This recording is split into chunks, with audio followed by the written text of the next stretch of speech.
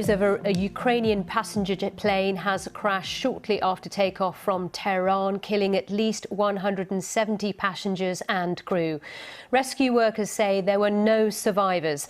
The Ukraine International Airlines Boeing 737 was bound for Kiev. Iranian media reports say the aircraft came down due to technical problems. One official said it had been on fire.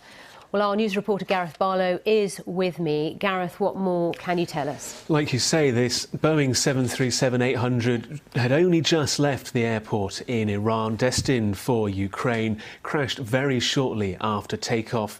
Satellite tracking suggests that it crashed somewhere in hilly, rugged terrain, and footage from the scene shows widespread debris, the emergency services retrieving bodies with body bags, the Red Crescent, the Reuters news agency also reporting the Iranian state media saying that there are no survivors. At least 170 people have died in this incident. The figures are slightly variable, but we know at least 170 have died.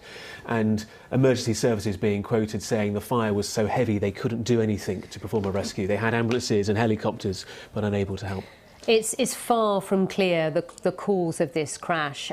We know the flight was delayed by an hour and it was quite soon after takeoff. What we're being told is technical issues. Yes, that's what state media is reporting, technical problems. It's an incredibly good aircraft. It has a very reliable safety record, and the 737-800 is operated by lots of airlines around the world. It's very unusual for them to crash at all, let alone just after takeoff. This plane was only about 3.5 years old, so it's very new, very modern, very technical aircraft. Obviously, we're being told that there were technical issues, but there's no more information than that. And just for those who may be thinking about the 737 MAX, this is a completely different aircraft. The 737 MAX entire fleet has been grounded globally, hasn't it? Yes. Since last year. Since last year. This is the 737-800. For their part, Boeing, the aircraft manufacturer, has put out a statement saying it's aware of the reports in Iran and it's gathering more information at the moment. That's all they've said so far.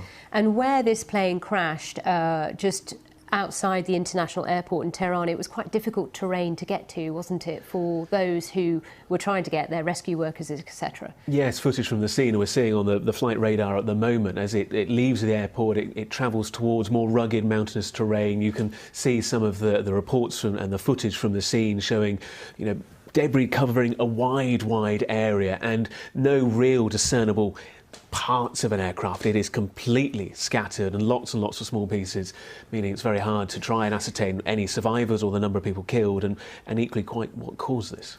And in terms of the current conflict between Iran and the US, there's no reason to believe there's a connection. There's no reason to believe there's a connection. Obviously, though, many people will be looking to see if there is a connection, but there is no credible information thus far to suggest there is so. It is worth noting, though, that the US Federal Aviation Administration, just a few hours previously, had prohibited all US civil aviation carriers from operating above Iraq and Iran and in the waters, or above the waters of the Persian Gulf and the Gulf of Oman.